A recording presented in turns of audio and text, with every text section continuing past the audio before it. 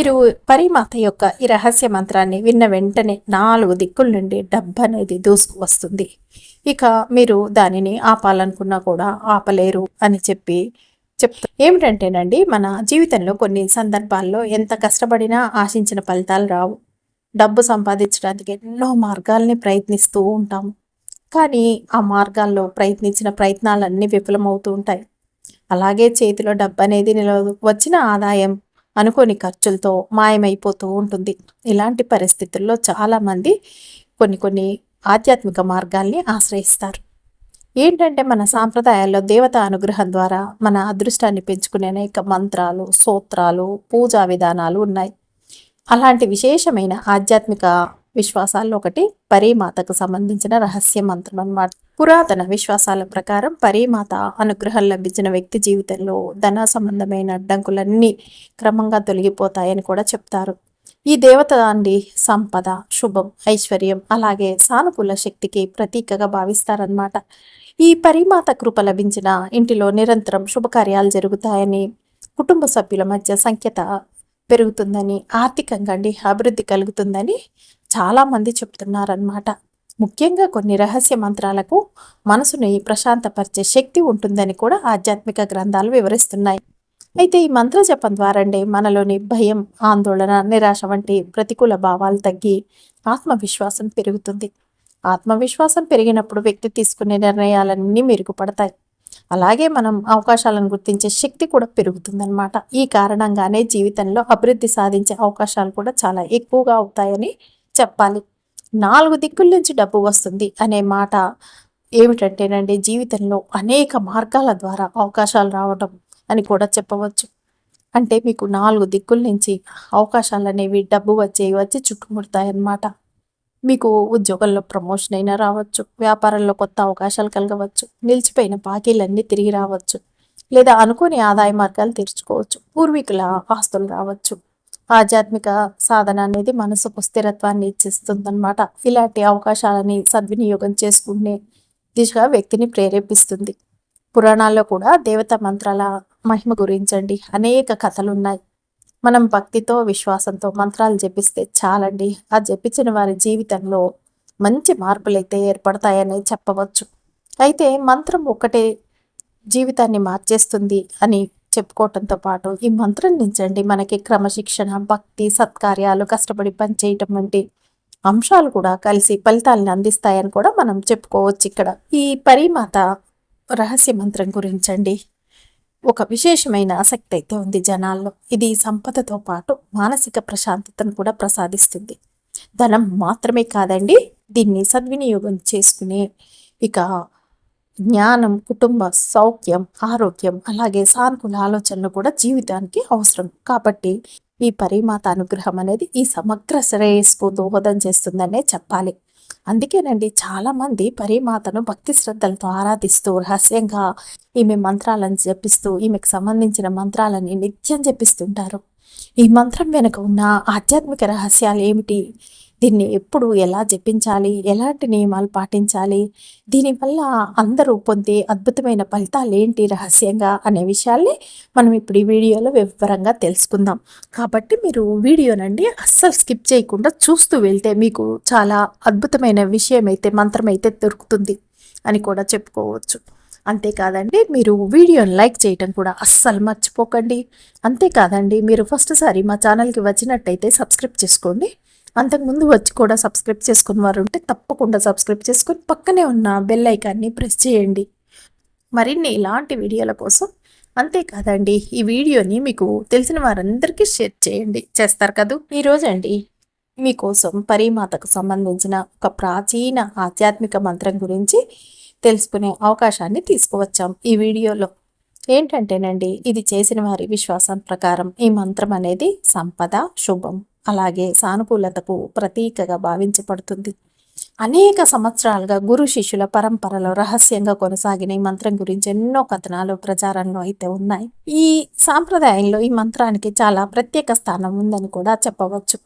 ఈ పురాతన కాలంలో మహర్షులు, కొంతమంది తపస్సు చేసిన యోగులు కొన్ని మంత్రశక్తుల ద్వారా వారి మనసును ఏకాగ్రతం చేసుకొని దైవ అనుగ్రహం పొందడానికి ప్రయత్నించేవారని కూడా మనకి ఆధ్యాత్మిక గ్రంథాలు వివరిస్తాయన్నమాట. అలాంటి రహస్య సాధనాలలో ఇక ఈ పరిమాతకు సంబంధించిన ఈ మంత్రం కూడా ఒకటిగా చెప్పబడుతుందన్నమాట.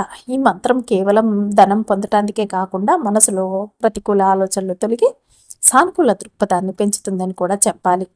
ఈ పరిమాతనండి అనేక ప్రాంతాల్లో ఐశ్వర్యం, అదృష్టం, శుభప్రదమైన శక్తికి ప్రతీకగా ఆరాధిస్తారనమాట.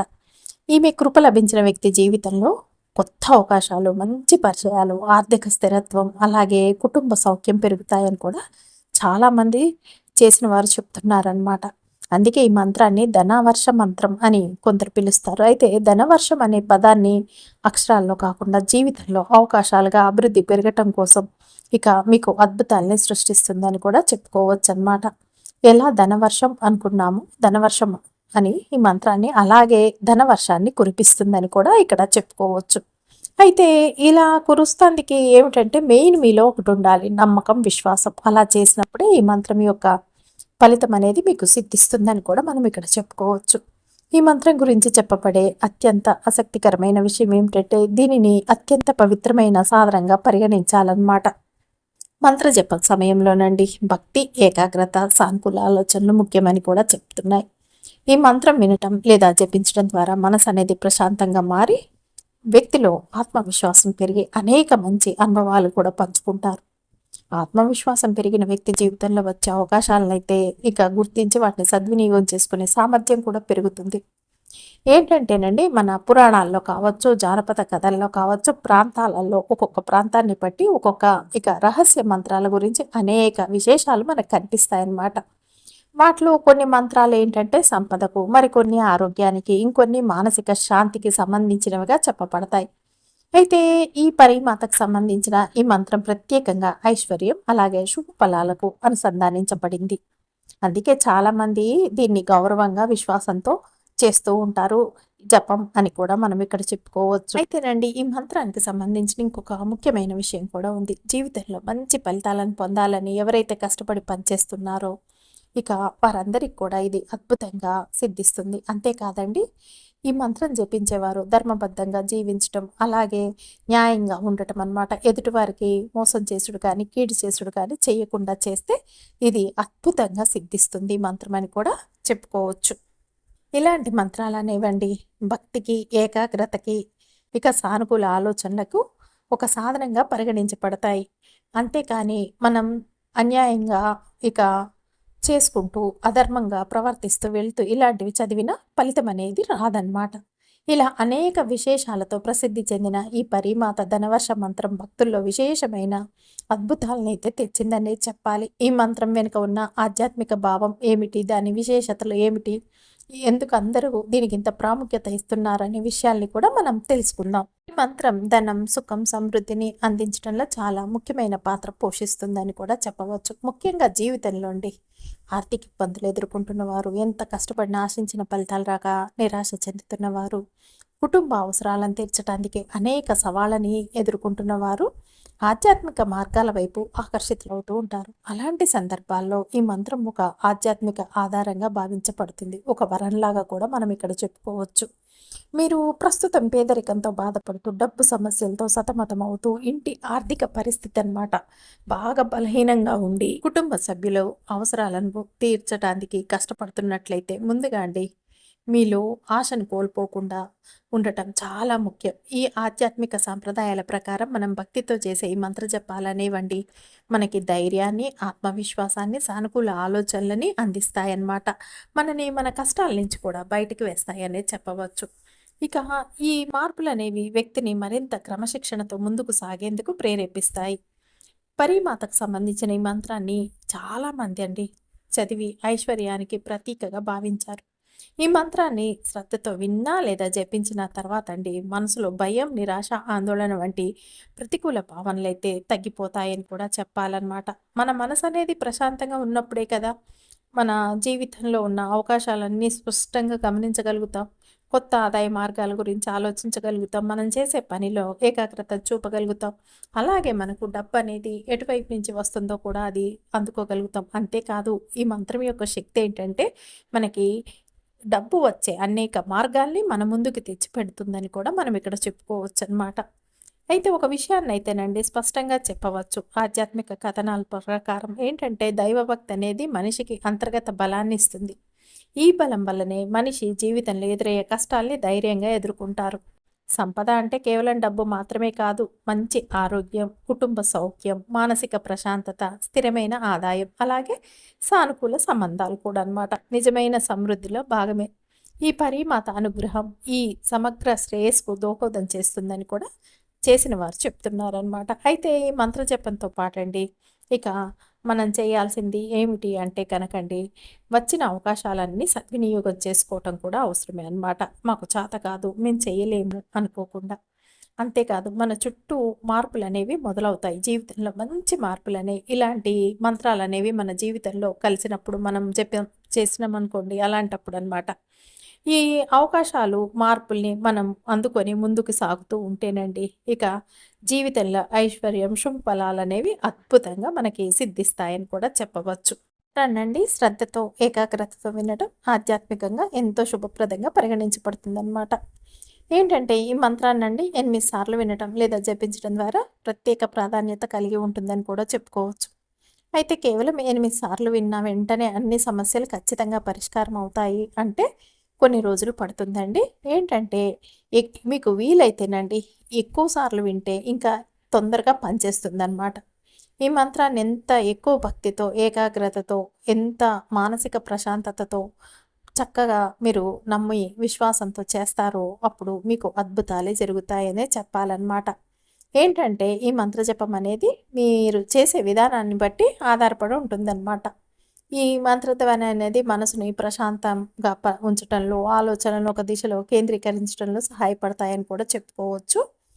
ఇక సాంప్రదాయం ప్రకారం చూస్తే దేవతలను స్తుతించే మంత్రాల్లో ఉన్న శబ్దశక్తి అనేది మన మనసు నుండి దైవ చింతన వైపుకు మళ్ళిస్తుందన్నమాట.